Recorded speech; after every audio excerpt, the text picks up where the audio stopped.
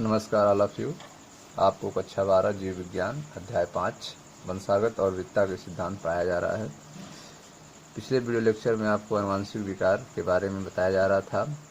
वंशावली विश्लेषण के बारे में आपको बता दिया गया है। मेंडली विकार के बारे में बताया जा रहा था। मेंडली विकार में हीमोफीलिया के बारे में हम समझा चुके हैं। ठीक है, आज जो है आपको सिकल सेल एनीमिया से बताएंगे, लेकिन उससे पहले जो है हीमोफीलिया के बारे में एक बार थोड़ा सा और समझ लेते हैं। हीमोफीलिया एक मेंडली विकार है। ठीक है, ये इस लिंग संलग्न रोग का व्यापक अध्ययन हो चुका है। हीमोफीलिया जो है वह एक लिंग संलग्न रोग है। यह एक्स से जुड़ा रहता है। यह लिंग संलग्न रोग है, इसका अध्ययन हो चुका है। इसमें प्रभाव रहित वाहक नारी से नर संतति को रोग का संचार होता है। नर को इस रोग से ग्रसित कब होगा? जब नारी जो है वह वाहक होगी, तभी जो है नर में यह रोग पहुंचेगा। इसमें प्रभाव रहित वाहक नारी से नर संतति को रोग संचार होता है। इस रोग में रुधिर के थक्का बनने से संबंध एकल प्रोटीन प्रभावित होता है। इस रोग में क्या होगा? इस रोग में जो रुधिर को थक्का जमाने वाले एकल प्रोटीन होते हैं वह नहीं बन पाता है, वह प्रभावित हो जाता है। यह एकल प्रोटीन एक प्रोटीन श्रृंखला का अंश मात्र होता है। जो एकल प्रोटीन की कमी से रुधिर का थक्का नहीं बन पाता है, वह एकल प्रोटीन जो है प्रोटीन श्रृंखला का एक अंश मात्र होता है। इसके कारण आहत व्यक्ति के शरीर की एक छोटी सी चोट से भी रुधिर का निकलना बंद ही नहीं होता है। तो थोड़ा भी अगर चोट लग जाएगा तो रुधिर का जमना बंद नहीं होगा। ठीक है, वह रुधिर जो है निकलता ही रहेगा, रुधिर जो है जमेगा नहीं, क्लॉटिंग इसकी नहीं होगी। ठीक है, विषम युग्मजी नारी वाहक से यह रोग पुत्रों में जाता है। ठीक है, जो विषम युग्मजी नारी है वो वाहक का काम करेगी, उससे यह रोग पुत्रों में जाता है। नारी के रोगग्रस्त होने की संभावना विरल होती है। नारी जो है इस रोग से ग्रसित हो, यह संभावना बहुत कम है। क्यों? क्योंकि इस प्रकार की नारी की माता को कम से कम वाहक होना चाहिए और पिता को हीमोफीलिया से ग्रस्त होना चाहिए, तब जो है नारी जो है इससे ग्रसित होगी। जो अधिक व्यय तक जीवित नहीं रह पाता है। ठीक है, अगर पिता हीमोफीलिया से ग्रस्त है तो अधिक समय तक जिंदा नहीं रह पाता है। महारानी विक्टोरिया की वंशावली में अनेक हीमोफीलिया ग्रस्त वंशज थे। तो महारानी विक्टोरिया के वंशावली में हीमोफीलिया से ग्रसित अनेक वंशज थे और रानी जो थी वह स्वयं रोग की वाहक थी। ठीक है, तो इस तरह से आपने देखा मेंडली विकार में हीमोफीलिया के बारे में। अब आप देखते हैं मेंडली विकार का अगला पार्ट, दात्र कोशिका और रक्तता, सिकल सेल एनीमिया के बारे में। तो ध्यान दीजिए, सिकल सेल एनीमिया क्या होता है? यह अलिंग क्रोमोसोम लग्न अप्रभावी लक्षण है। हीमोफीलिया क्या था? लिंग संलग्न रोग था। हीमोफीलिया जो है वह लिंग संलग्न रोग था, लेकिन जो सिकल सेल एनीमिया है, दात्र कोशिका रक्तता है, वह अलिंग क्रोमोसोम लग्न है। यह क्या है? अलिंग क्रोमोसोम लग्न है, अप्रभावी लक्षण है। ठीक है, जो जनकों से संतति में तभी प्रवेश करता है जबकि दोनों जनक जीन के वाहक होते हैं।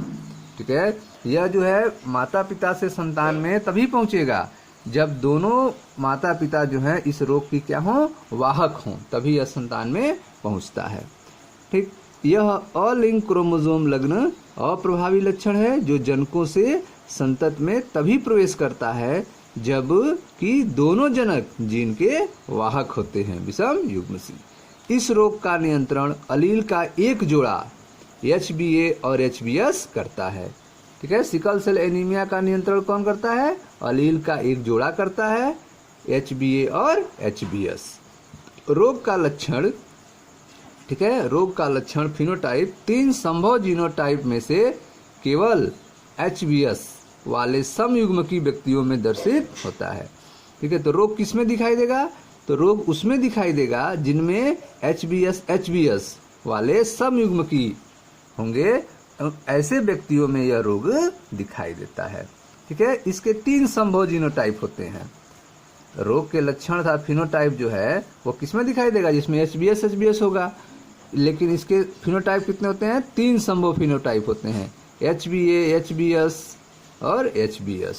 ठीक, तो आपने देखा कि सिकल सेल एनीमिया जो है यह अलिंक क्रोमोसोम लग्न अप्रभावी लक्षण है जो जनकों से संतति में तभी प्रवेश करता है जब दोनों जनक जीन के वाहक होते हैं, अर्थात विषम युग्म जीन। इस रोग का नियंत्रण अलील का एक जोड़ा करता है, HbA और HbS करता है।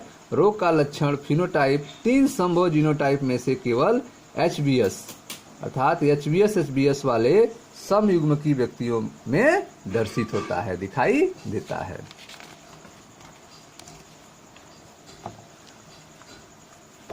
विषम युग्म की HbA HbS व्यक्ति रोग मुक्त होते हैं परंतु वे रोग के वाहक होते हैं। तो आप देख रहे हैं कि जो विषम युग्म की होते हैं HbA HbS वह रोग युक्त नहीं होते हैं, वह केवल वाहक होते हैं। विषम युग्म की HbA HbS व्यक्ति रोग मुक्त होते हैं, उनमें रोग नहीं होता है परंतु वे रोग के वाहक होते हैं। ठीक, उत्परिवर्तित जीन के संतति में पहुंचने की 50% संभावना होती है। जो उत्परिवर्तित जीन है यह संतति में संतान में पहुंचने की संभावना कितनी है? 50%।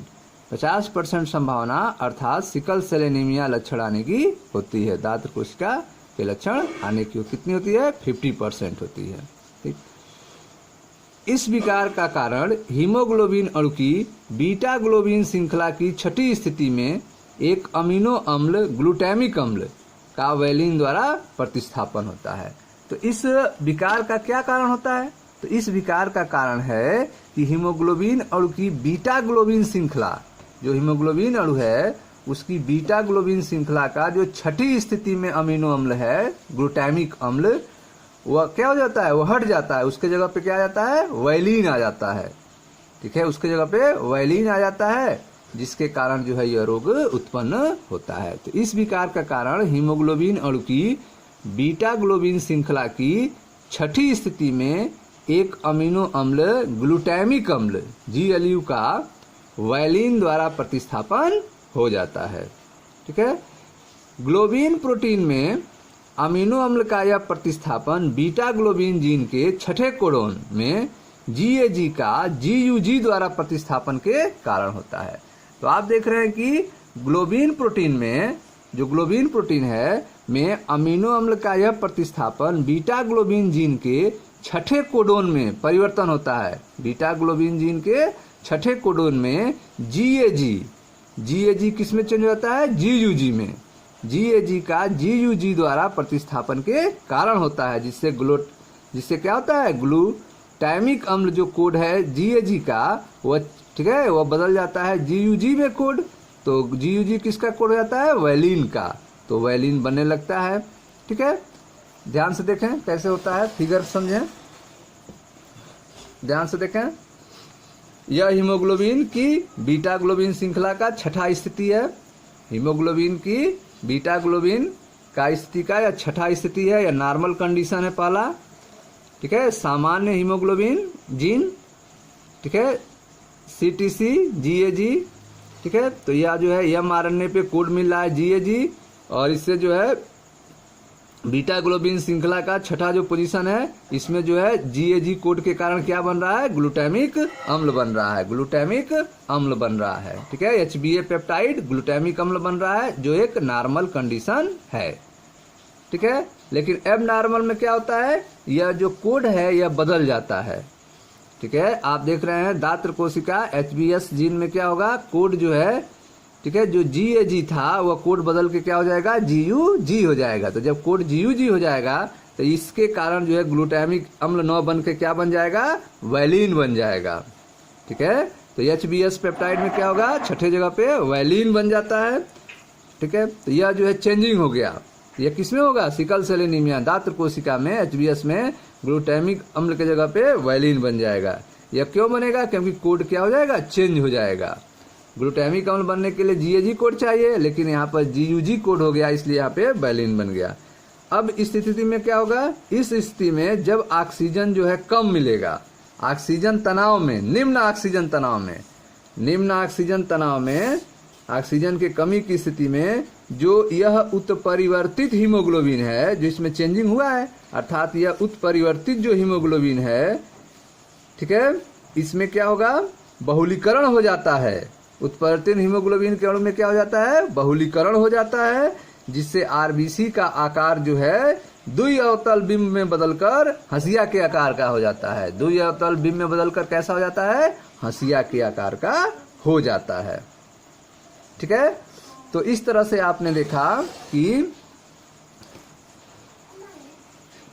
इस विकार का कारण हीमोग्लोबिन अणु की बीटा ग्लोबिन श्रृंखला की छठी स्थिति में एक अमीनो अम्ल ग्लूटामिक अम्ल GLU का वैलिन द्वारा प्रतिस्थापन होता है। ग्लोबिन प्रोटीन में अमीनो अम्ल का यह प्रतिस्थापन बीटा ग्लोबिन के छठे कोडोन में GAG का GUG द्वारा प्रतिस्थापन के कारण होता है।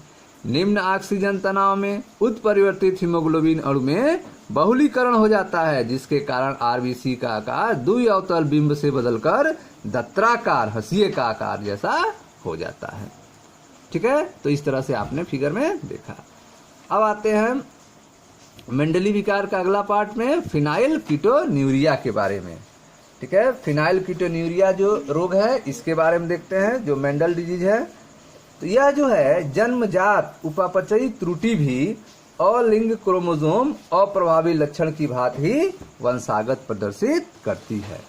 ठीक है, तो यह भी जो फिनाइल कीटोन्यूरिया विकार है यह जन्मजात उपापचयी त्रुटि भी, ठीक है, यह जन्मजात उपापचयी त्रुटि है, यह जन्मजात उपापचयी त्रुटि भी अलिंग क्रोमोसोम अप्रभावी लक्षण की भांति ही वंशागत प्रदर्शित करती है। यह भी क्या होता है, अलिंग क्रोमोसोम के कारण होता है। अलिंग क्रोमोसोम अप्रभावी लक्षण की भांति ही वंशागत प्रदर्शित करती है। ठीक है, क्या होगा इस रोग में, रोगी व्यक्ति में फिनाइल एलानिन अमीनो अम्ल को टायरोसिन अमीनो अम्ल में बदलने के लिए आवश्यक एक एंजाइम की कमी हो जाती है।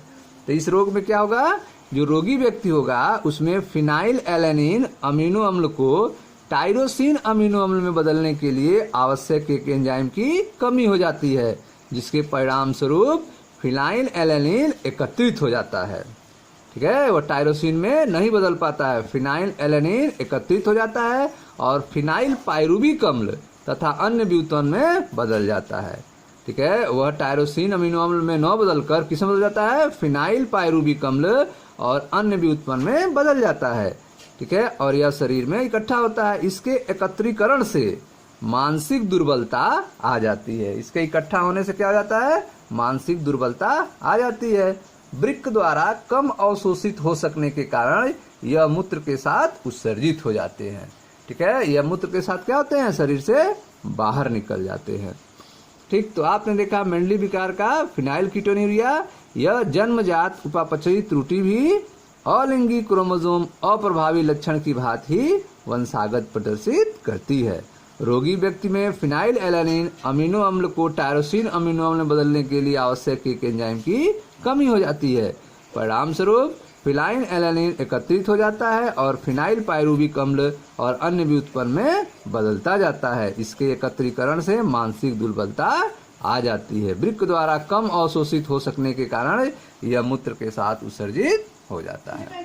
ठीक है, तो इस तरह से आपने देखा मेंडली विकार के बारे में, जिसमें आपको हीमोफीलिया, ठीक है, सिकल सेल एनीमिया और फिनाइल कीटोन्यूरिया के बारे में बताया गया। ठीक, अब हम आते हैं क्रोमोसोमीय विकार के बारे में। क्रोमोसोमीय विकार क्या होता है, विकार के बारे में आपने आनुवांशिक विकार पढ़ रहे हैं, जिसमें आपने दो विकार पढ़ा, एक मेंडली विकार और एक क्रोमोसोमी विकार। मेंडली विकार के बारे में आप पढ़ चुके हैं, जिसमें आपने देखा हीमोफीलिया, सिकल सेल एनीमिया और फिनाइल कीटोन्यूरिया। ठीक है, अब आपको जो है दूसरा पार्ट पढ़ाएंगे क्रोमोसोमीय विकार के बारे में। ठीक है, इसको अगले वीडियो में हम पढ़ाएंगे। तब तक के लिए आप जो है इस वीडियो को देखते रहें, वीडियो को लाइक करें, शेयर करें, सब्सक्राइब करें। धन्यवाद।